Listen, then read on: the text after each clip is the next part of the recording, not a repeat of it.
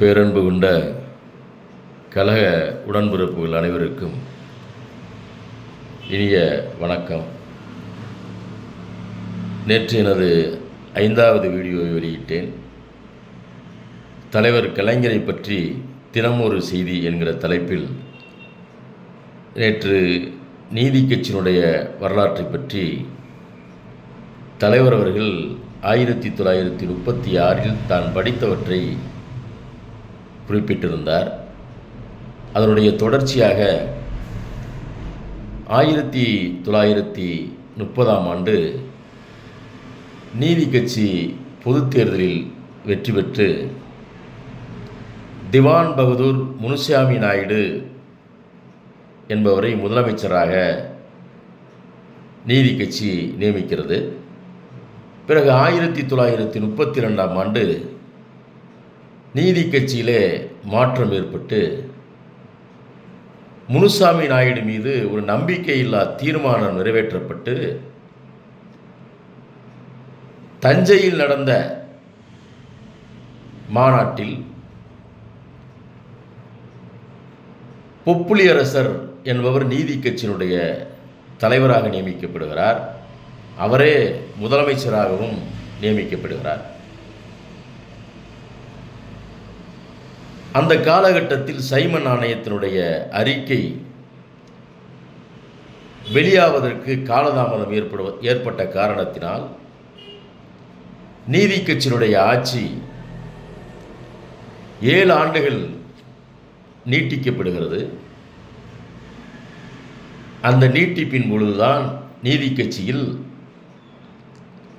செட்டிநாட்டு அரசர் முத்தையா செட்டியார் அவர்களும் தஞ்சை தங்கம் அவர்களும் சர் ஏடி பன்னீர்செல்வம் அவர்களும் அமைச்சர்களாக நியமிக்கப்படுகிறார்கள். இப்படி நீதி கட்சியினுடைய வளர்ச்சி இருந்த அந்த காலகட்டத்தில் 1936 சைமன் ஆணையம் அறிக்கையை வெளியிடுகிறது. அந்த சீர்திருத்தத்தின்படி அப்பொழுது நடந்த பொதுத் தேர்தலில் நீதி கட்சி மிகப்பெரிய வீழ்ச்சியை சந்திக்கிறது, வீழ்ச்சியடைந்து விட்டது. இவற்றைத்தான் தலைவர் அவர்கள் 1936 திருவாரூரில் படிக்கிற பொழுது பனகல் அரசர் என்கிற தலைப்பில் படித்ததாக தலைகீழாக படித்து நான் மனப்பாடம் செய்து ஆசிரியரிடத்திலே ஒப்புவித்தேன் என்று பெருமையாக அந்த இடத்தில் குறிப்பிடுகிறார். நீதி கட்சி வீழ்ச்சியடைந்ததற்கு பின்னாலே 1937 நடந்த பொதுத் தேர்தலில் காங்கிரஸ் கட்சி மிகப்பெரிய வெற்றியடைகிறது. காங்கிரஸ் கட்சியினுடைய சார்பில் ராஜாஜி அவர்கள் தமிழ்நாட்டினுடைய முதலமைச்சராக பொறுப்பேற்றுக் கொள்கிறார். அவர் பொறுப்பேற்றவுடன் தமிழ்நாட்டில் உள்ள அனைத்து பள்ளிக்கூடங்களிலும் இந்தியை கட்டாயமாக்க வேண்டும் என்று ஒரு சட்டத்தினை இயற்றுகிறார். அந்த சட்டத்திற்கு எதிராக தமிழ் சான்றோர்கள், புலவர்கள் பெரும்பாலானோர் அவற்றை எதிர்த்து தீர்மானங்களை நிறைவேற்றி அரசுக்கு அனுப்பி வைக்கிறார்கள். போராட்டங்கள் நடக்கிறது, கிளர்ச்சி நடக்கிறது.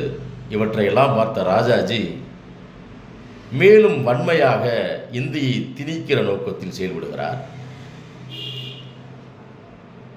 தமிழ்நாட்டில் காங்கிரஸ் கட்சியில் இருந்த ஒரு சிலர் கூட அவற்றையெல்லாம், இன்னும் சொல்லப்போனால் காங்கிரஸ் கட்சியில் இருந்த தமிழர்கள் அந்த இந்தி மொழியை அவர்கள் ஆதரிக்கவில்லை, எதிர்த்தார்கள். அந்த காலகட்டத்தில் தான் நாவலர் சோமசுந்தர பாரதியார் அவர்கள் காங்கிரஸ் கட்சியை விட்டு விலகி இந்தி மொழிக்கு எதிராக சிங்க குரல் எழுப்பினார். அந்த காலகட்டத்தில் சட்டமன்றத்தில் ராஜாஜி அவர்கள் பேசுகிற பொழுது இந்தி மொழியை எதிர்ப்பவர்கள் யார் என்று கேள்வியை கேட்டுவிட்டு 2 நபர்கள்தான் இந்தி மொழியை எதிர்க்கிறார்கள், ஒருவர் ராமசாமி நாயக்கர், இன்னொருவர் பசுமலை பாரதியார் என்று குறிப்பிடுகிறார். உடனே எதிர் திசையில் இருந்த சர் ஏடி பன்னீர்செல்வம் அவர்கள் எழுந்து, எதிர்ப்பவர்கள் இருவர், ஆனால் அந்த சட்டத்தினை கொண்டு வந்தவர் நீங்கள் ஒருவர்தான். ஆகவே அறுதி பெரும்பான்மை எதிர்ப்பவர்கள் பக்கம்தான் இருக்கிறது என்று ஏடி பன்னீர்செல்வம் அவர்கள் அன்று சட்டமன்றத்திலே தன்னுடைய கருத்தை வெளியிடுகிறார். இந்த கருத்து மிகப்பெரிய தமிழ்நாட்டு மக்களிடையே மிகப்பெரிய ஆதரவை பெற்றது. மிகப்பெரிய ஏடி பன்னீர்செல்வம் அவர்கள் மீது ஒரு நன்மதிப்பை பெற்றது.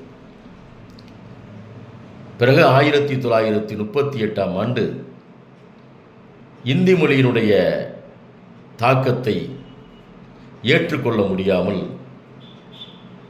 மறைமலை அடிகளார் 1938 ஜூன் 3 சைதாப்பேட்டையில் இந்தி மொழி எதிர்ப்பு மாநாட்டினை தலைமை தாங்கி நடத்தினார். தலைவர் அவர்கள் கூட தமிழை காக்க இந்தி மொழிக்கு எதிராக நடந்த போராட்டம் என்னுடைய பிறந்த நாளான ஜூன் 3 நடந்ததை எண்ணி உண்மையிலேயே உள்ள மகிழ்ச்சி அடைகிறேன் என்று குறிப்பிடுகிறார். அந்த இடத்தில் 1938 இந்தி மொழிக்கு எதிரான போரில் தந்தை பெரியார் அவர்கள் தலைமை தாங்குகிறார். அறிஞர் அண்ணா அவர்கள், முத்தமிழ் காவலர் கி.ஆ. விஸ்வநாதம் அவர்கள், மூவலூர் ராமாமிர்தம் அம்மையார் போன்றவர்களெல்லாம் ஒன்று கூடி தமிழ் புலவர்கள், சான்றோர்கள், ஆன்றோர்கள், இந்திக்கு எதிரானவர்கள் அனைவரும் ஒரே அணியில் ஒன்று திரண்டு இந்தி மொழிக்கு எதிராக மிகப்பெரிய போராட்டத்தை செய்கிறார்கள். ஆயிரக்கணக்கான ஆண்களும் பெண்களும் சிறைவாசப்படுகிறார்கள். தாளமுத்து அவர்களும் நடராஜன் அவர்களும் சிறையிலே அடைக்கப்படுகிறார்கள். பின்பு சிறையிலேயே பிணமாகிறார்கள். தமிழன் தமிழ் மொழியை காப்பதற்காக அந்த போராட்டத்தினுடைய கொடியினை தாளமுத்து, நடராஜன் ஆகியோருடைய குருதியிலே தோய்த்தடித்து விண்ணிலே பறக்க விடுகிறான் என்று தலைவர் அந்த காலகட்டத்தை சொல்லி முடிக்கிறார். இந்த 1938 1924க்கும் 1938க்கும் இடையில் 14 ஆண்டுகள் உருண்டோடி விடுகிறது. தலைவருக்கு 14 வயது ஆரம்பிக்கிறது. இந்த நேரத்தில் தான் தலைவர் அவர்கள் 1938 என்னென்ன சம்பவங்கள் நடைபெற்றது என்று படிப்படியாக சில சுவையான விஷயங்களை சொல்ல முற்படுகிறார். அந்த வீடியோவினை நாளை நாம் காண்போம். அன்பான நண்பர்களே, எனக்கு தொடர்ந்து ஆதரவனை அளித்து வருகிற அன்பு நண்பர்களுக்கும் கழகத் தோழர்களுக்கும் நன்றி. உங்களிடத்திலே ஒரு அன்பான வேண்டுகோள், நெஞ்சுக்கு நீதி புத்தகத்தை படிக்க முடியாதவர்களுக்கு என்னால் முடிந்ததை படித்து அந்த நெஞ்சுக்கு நீதியில் தலைவரை பற்றிய வரலாற்று சுயசரிதையை உங்கள் முன் சமர்ப்பிக்க வேண்டும். எல்லோரும் அதை பற்றி தெரிந்து கொள்ள வேண்டும். ஒரே ஒரு நோக்கத்துடன் தான் இந்த வீடியோவை நான் வெளியிடுகிறேன். அதனால் அன்பு கூர்ந்து இதை பார்ப்பவர்கள் அதிகமாக ஷேர் பண்ணுங்கள் என்று அன்போடு உங்களை எல்லாம் வேண்டி விரும்பி கேட்டுக்கொண்டு இந்த வீடியோவை இத்தோடு நிறைவு செய்கிறேன். நன்றி, வணக்கம்.